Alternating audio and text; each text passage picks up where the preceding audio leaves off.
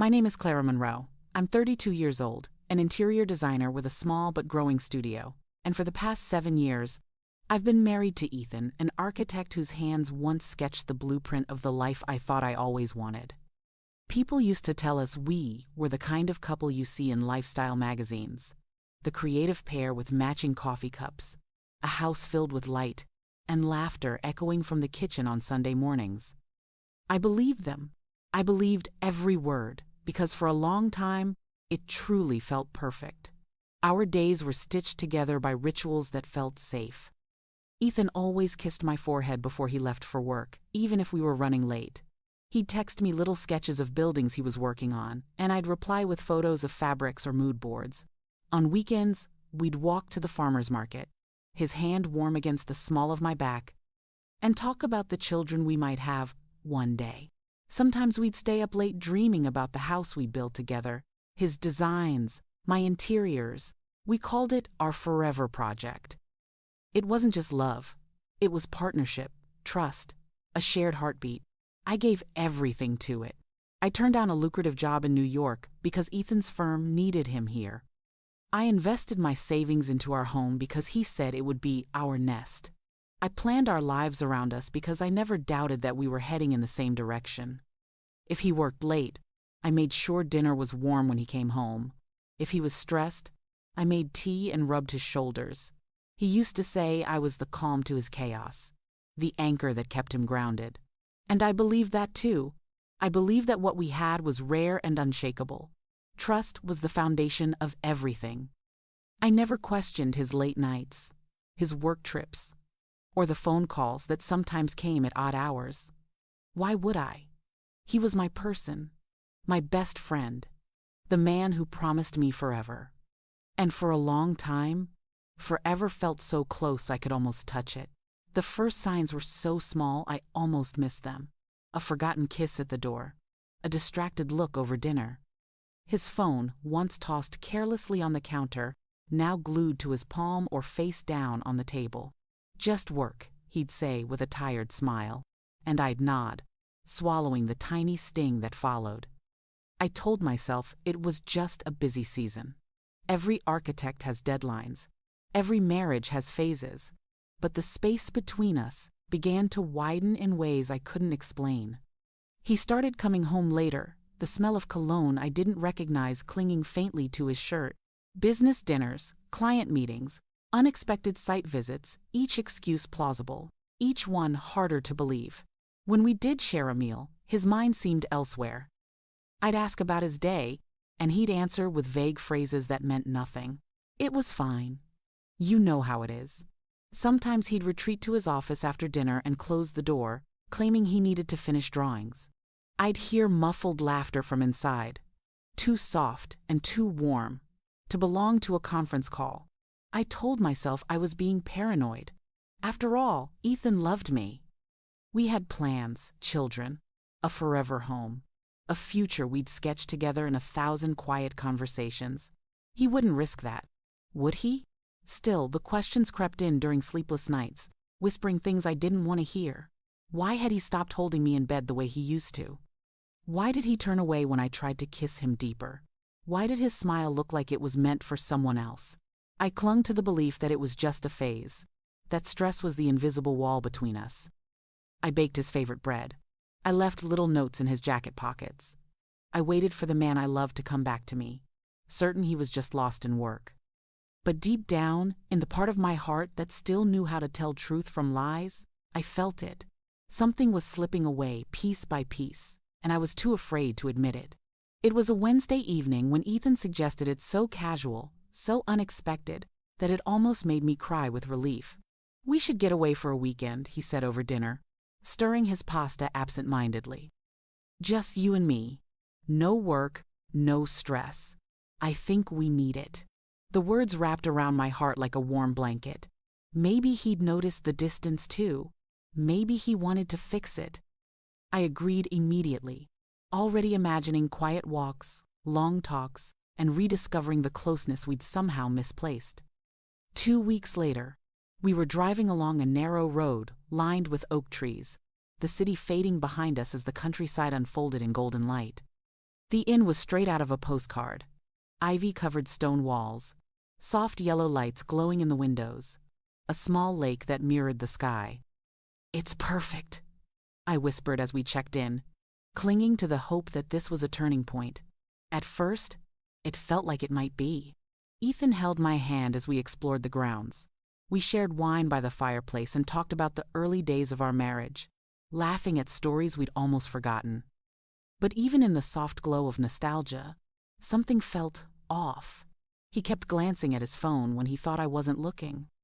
Once, during a walk by the lake, he stepped aside to take a call, his voice low, his expression unreadable.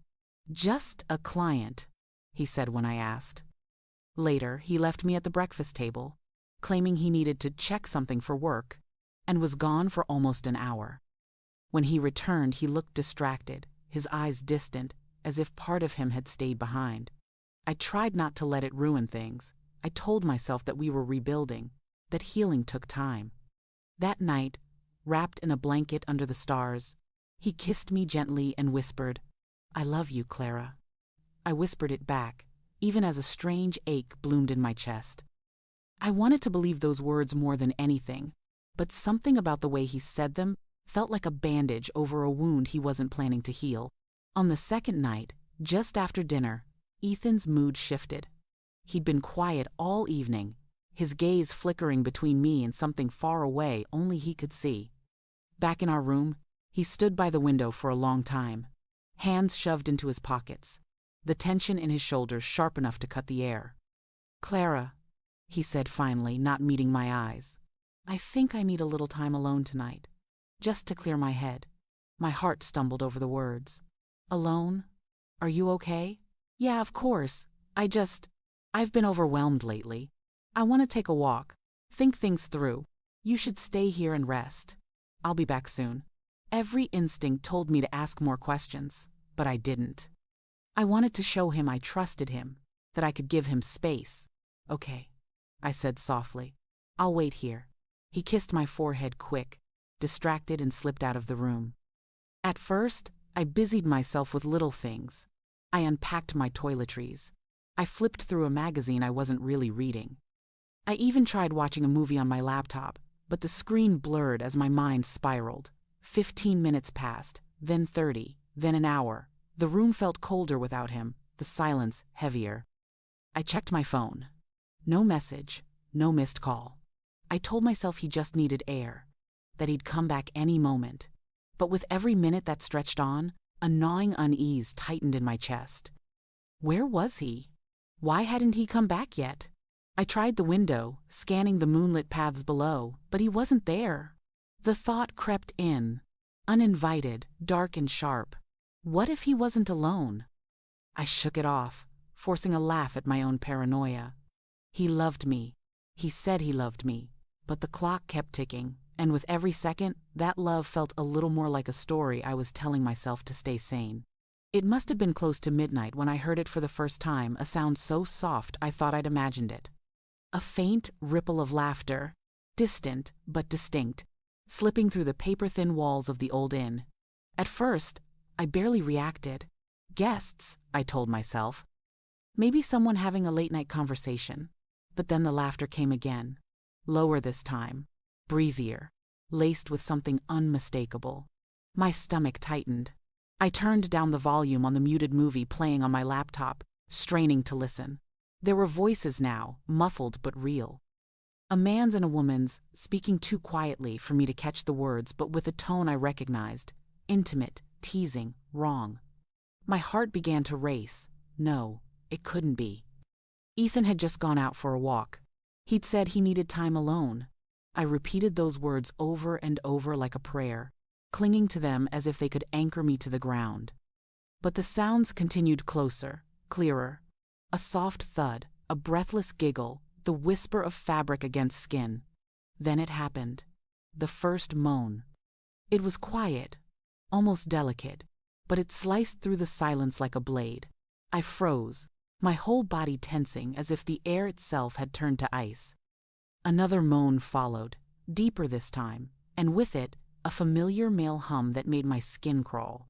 I stood slowly, the floorboards creaking beneath my bare feet, and moved toward the wall, every step trembling. My hands shook as I pressed my ear against the cold plaster.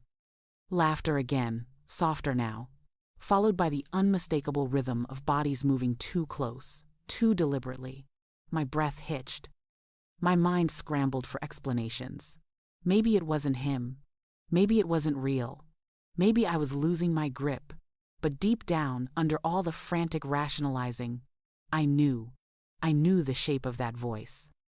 I knew the cadence of that laugh. I knew the man behind the wall.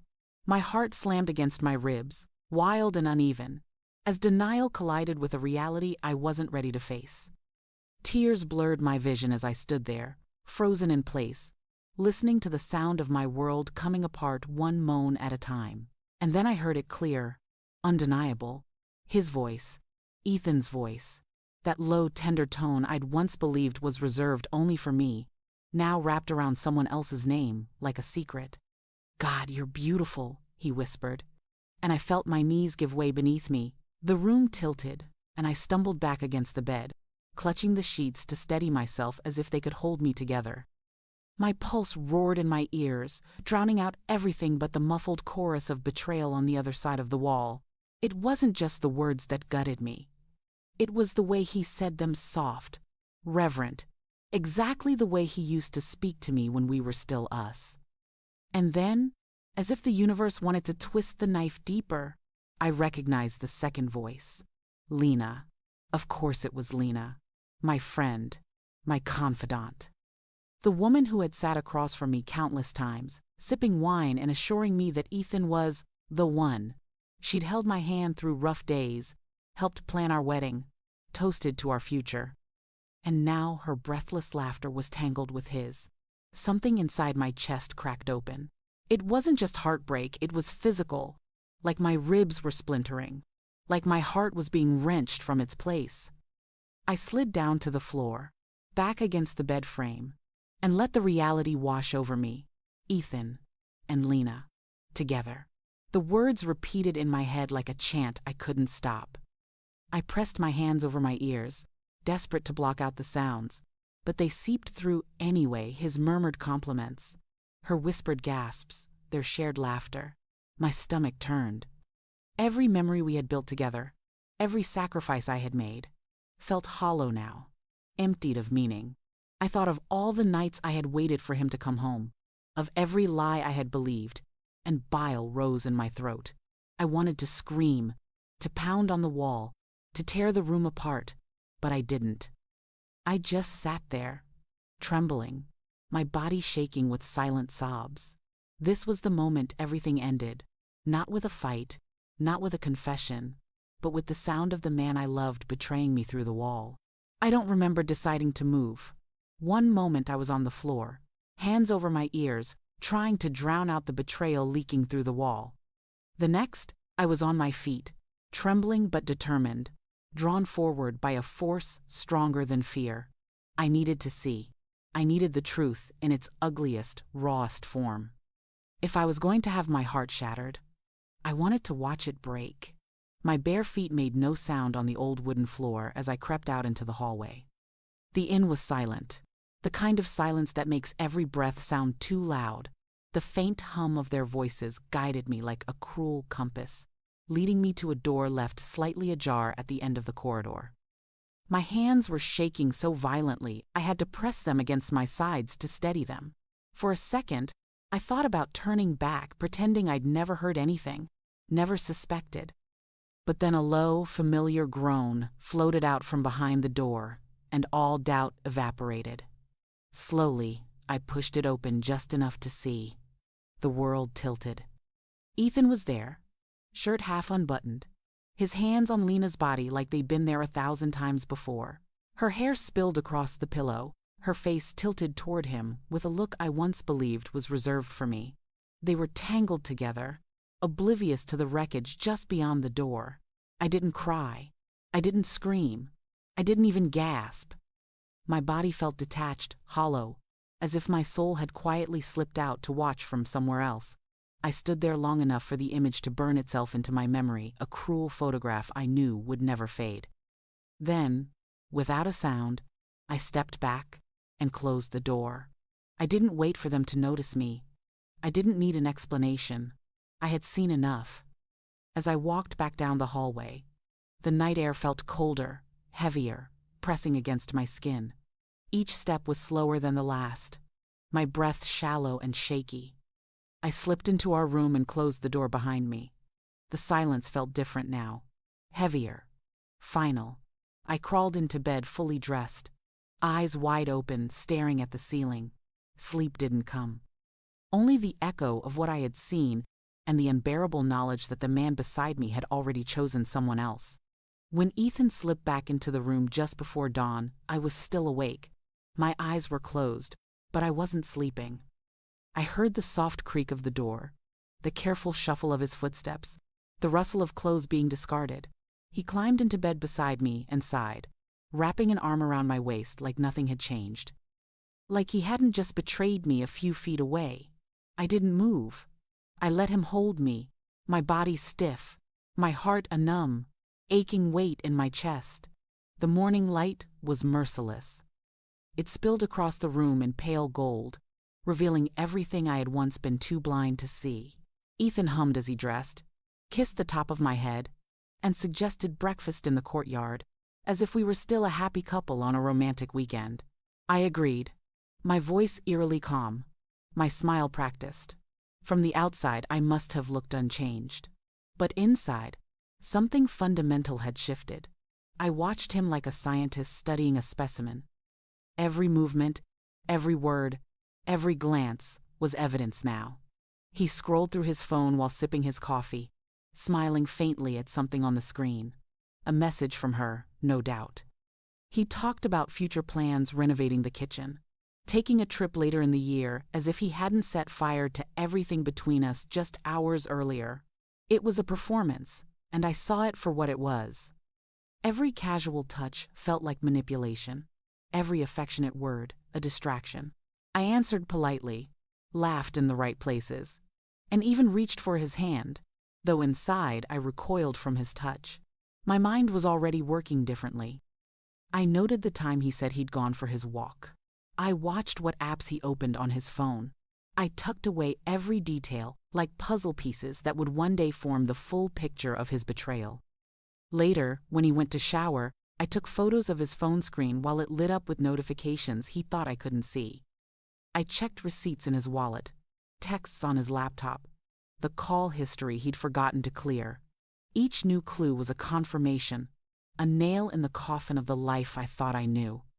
I didn't confront him, not yet. For now, I needed proof. Because one day soon, when I walked away, I wanted him to know I wasn't leaving because of a rumor or a suspicion. I would leave because I knew everything. I lasted 3 days. 3 days of pretending, of smiling through clenched teeth, of letting Ethan kiss me like his lips weren't still stained with her betrayal. But the weight of it was crushing me from the inside. The image of them together haunted me every time I closed my eyes. The sound of their laughter seeped into my thoughts at random moments, poisoning even the smallest joy. So one evening, when he came home late again and tossed his keys on the counter like nothing was wrong, I finally broke. "Who is she?" My voice was steady, almost eerily calm. Ethan froze mid-step, his jacket half off. "What are you talking about?" "Lena," I said. "You and Lena, I know." His face shifted shock, then confusion, then something darker. "Clara, that's ridiculous," he said with a forced laugh. "She's a friend. You're being paranoid." "I saw you," I whispered. The silence that followed was deafening. He swallowed, hard, and then sighed, rubbing his face as if I were the one exhausting him. "Okay," he muttered, his voice low. "I screwed up. It was a mistake. A stupid, meaningless moment of weakness. It didn't mean anything." "A moment?" I snapped. It wasn't a moment. It was months of lies. It was planning. It was betrayal. It was choice. He ran a hand through his hair, pacing the room. "I've been under so much stress, Clara. Work has been insane. I haven't felt like myself. I guess I was just searching for something. It's not about you. The words hit harder than any confession could. It's not about you. As if that was supposed to comfort me. As if destroying my trust could somehow be justified because he felt lost. Later that night, Lena called. Her voice was trembling, choked with tears. "Clara, please, I'm so sorry. I never meant for this to happen. I didn't want to hurt you." I hung up before she could finish. I didn't need her apologies. I didn't need his excuses. Because in their words, in their trembling voices and desperate explanations, I finally understood something. They weren't sorry they had done it. They were sorry they'd been caught. And that, more than anything, told me what I needed to know. There was no saving this.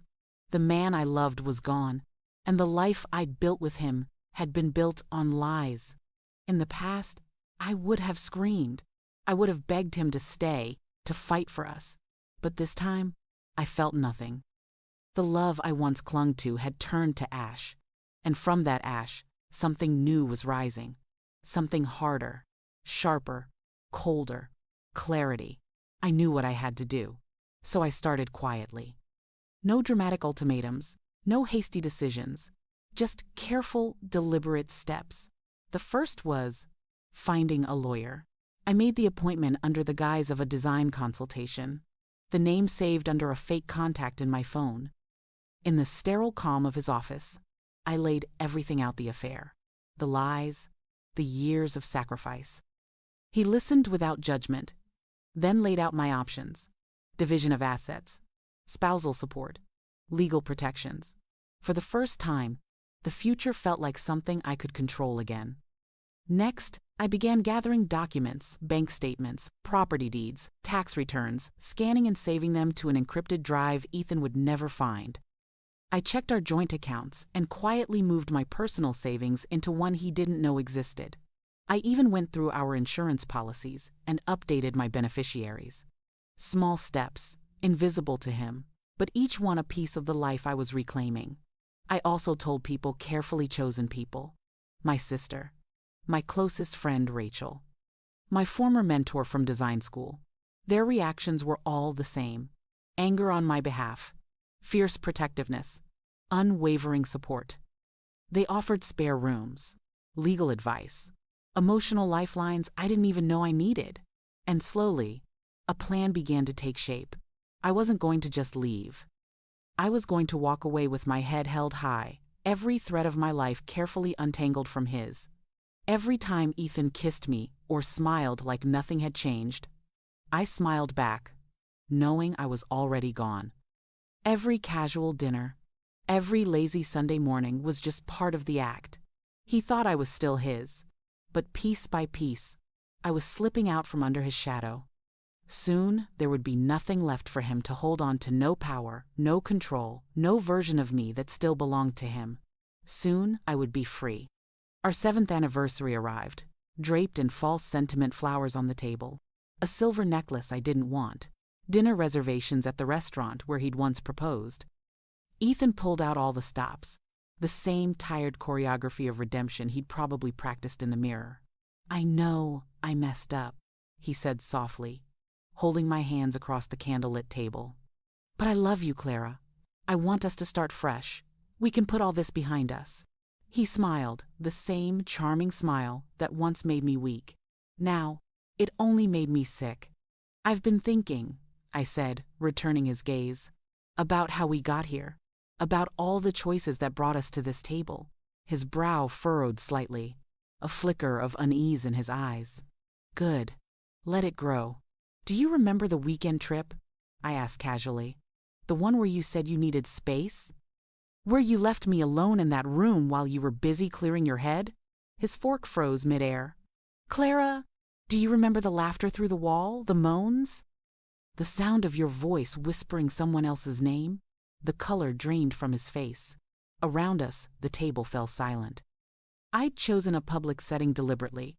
His parents, his brother, our closest friends. They'd all come to celebrate, unaware that this would be a very different kind of anniversary dinner. "I heard everything," I continued, my voice steady, almost cold. "I saw everything. And I know it wasn't just a one-time thing. I know about the messages, the hotel receipts, the lies you fed me like crumbs to keep me quiet. A murmur rippled around the table. Ethan's father shifted uncomfortably. His mother's eyes darted toward the door. Ethan reached for my hand, his face pale. "Please, not here. We can talk about this privately." I pulled my hand back. "No, I'm done talking privately. I want everyone to know the truth, that you betrayed me. Over and over. And you lied about it until the last possible moment." My voice didn't tremble. It was the voice of someone who had already walked away. "I've spoken to a lawyer. The papers are ready. I'm filing for divorce." His mouth opened, but no words came out. He just sat there, stunned and silent, while I stood, smoothed my dress, and left the table. As I stepped into the cool night air, I felt something I hadn't felt in a long time: lightness. I wasn't running anymore. I was free. It's strange, the way life rearranges itself after everything you thought was permanent shatters. At first, the silence was unbearable. The house was too empty. The bed too wide. I cried over the smallest things: his toothbrush left in the drawer, a half-finished mug of coffee, a photograph tucked between the pages of a book. But little by little, the ache dulled. Days became weeks. Weeks became months. And slowly, I built something new. I rented a small apartment in the city, nothing fancy, but filled with sunlight and plants and corners that belonged only to me. I threw myself into my work, expanding my design studio until it was more successful than I'd ever dreamed. I reconnected with friends I'd lost touch with, traveled alone for the first time, learned how to enjoy my own company, and the strangest part, I started laughing again. Real laughter. The kind that bubbles up from somewhere deep and genuine. I didn't need to check anyone's phone. I didn't need to wait up for anyone. My life was finally mine. Sometimes people ask if I miss him. The truth is, I miss the version of myself I was before I loved him. Naive, hopeful, trusting. But I don't mourn her anymore. She was necessary. She was the soil from which this new version of me grew. Stronger, wiser, unafraid. The betrayal that once felt like the end of my story turned out to be the beginning of another. I've learned that healing isn't about forgetting. It's about reclaiming the pieces of yourself that someone else tried to break. And I've reclaimed them all. One evening, nearly a year after I walked away, I found myself standing in the kitchen of my little apartment, barefoot, music playing softly, a glass of wine in my hand.